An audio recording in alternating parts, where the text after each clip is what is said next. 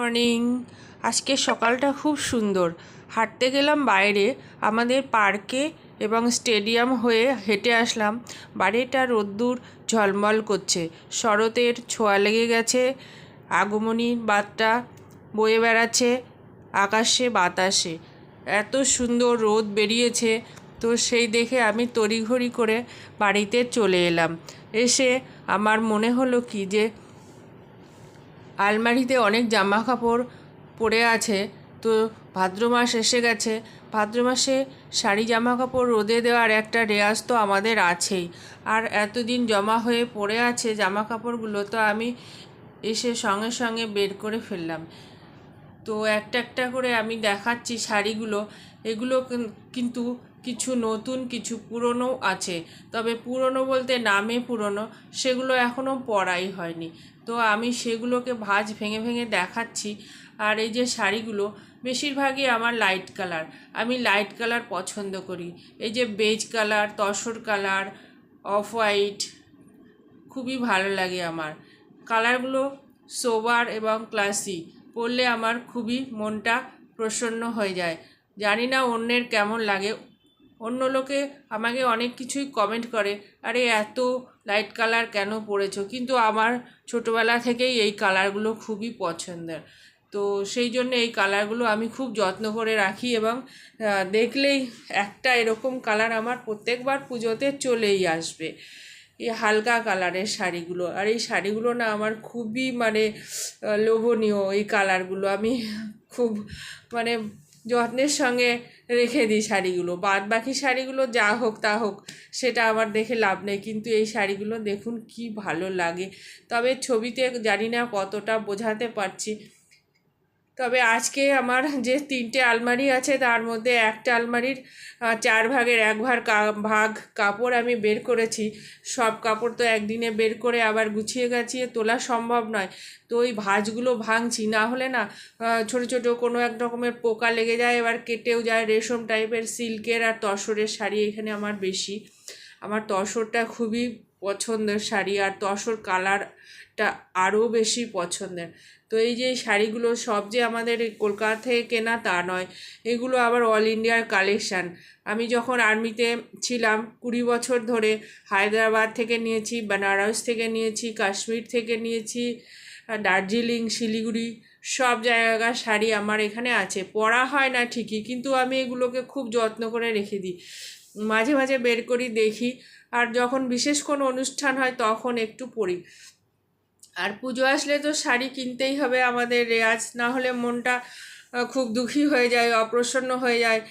তো সবাই কেনে, তো এবারে আমি ভাবছি কি শাড়ি জামা কাপড় একটু কম কম কিনবো।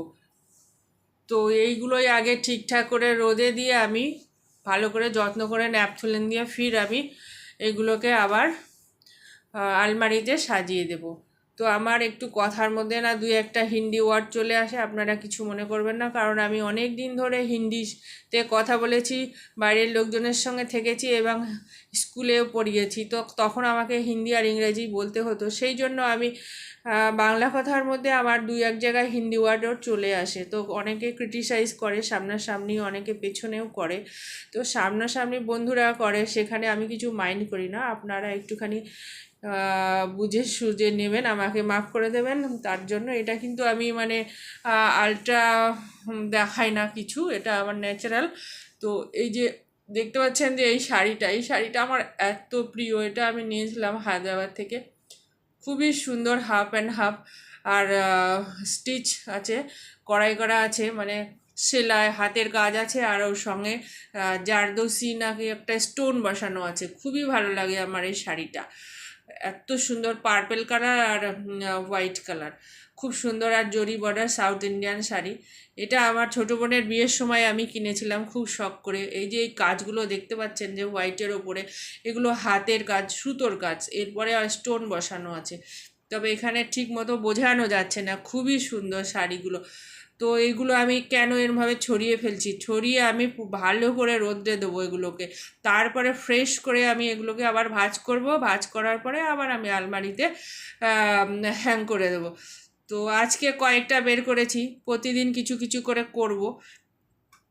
তো এরকম ভাদ্র মাসে আমার এটা কাজটা করা হয়ে যাবে আর আপনাদের সঙ্গে আমি শেয়ার করে দিলাম।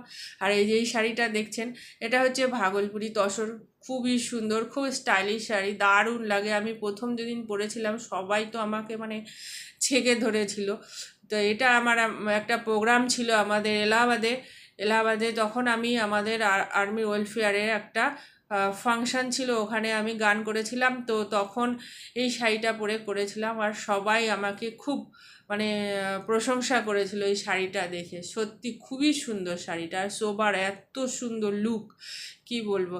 আর এই যে এই শাড়িটা, এটা আমি কাশী বিশ্বনাথ বেড়াতে গিয়েছিলাম, ওখান থেকে নিয়েছিলাম। ওখান থেকে আমি 3টে শাড়ি নিয়েছিলাম। এই শাড়িটা তো আমার আরও প্রিয়, হলুদ রঙ আমার খুবই প্রিয় রঙ। তবে এটা পুরো খুলছি না, সব খুলতে গেলে একটু টাইম লেগে যাবে। আর এই যে এটা হচ্ছে তসর, এটা আমাদের কলকাতা থেকেই নেওয়া।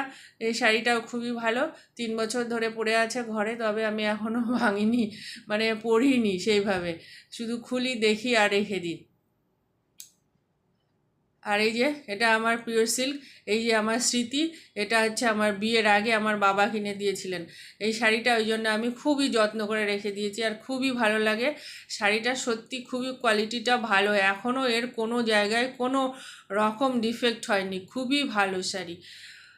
তো দেখতে জানি না কেমন লাগবে, ওল্ড মডেল লাগতে পারে অনেকের কাছে, কিন্তু শাড়িটা পরলে খুবই ভালো লাগে আর খুব লাইট ওয়েট, তো পিওর সিল্ক, সেটা আর কি বলতে হবে। আর এই যে এই শাড়িটাও নতুন নিয়েছি, জানি না কেমন সবার কাছে লাগছে, তবে আমার একটু মানে বাড়িতে অনুষ্ঠান ছিল সেই জন্যই কিনেছিলাম, একটু ডিপ কালার দেখে সবাই পরবে, তো আমি ওই জন্য কিনে নিলাম শাড়িটা। আর এরপরে আমি দেখাচ্ছি, এটাও আমার তসর, এটা হচ্ছে ঘিচা তসর। তবে এই যে ঘিচা তসরটা না, মানে 5 বছর হয়ে গেল এখনও আমি এটা এটা মনে হয় করোনার আগে নিয়েছিলাম, কিন্তু এখন আমি পড়িনি। মানে যেগুলো আমার খুব ভালো লাগে সেগুলো আমি পড়ি না। তো এখানে শেষ করছি, নমস্কার, ভালো থাকবেন।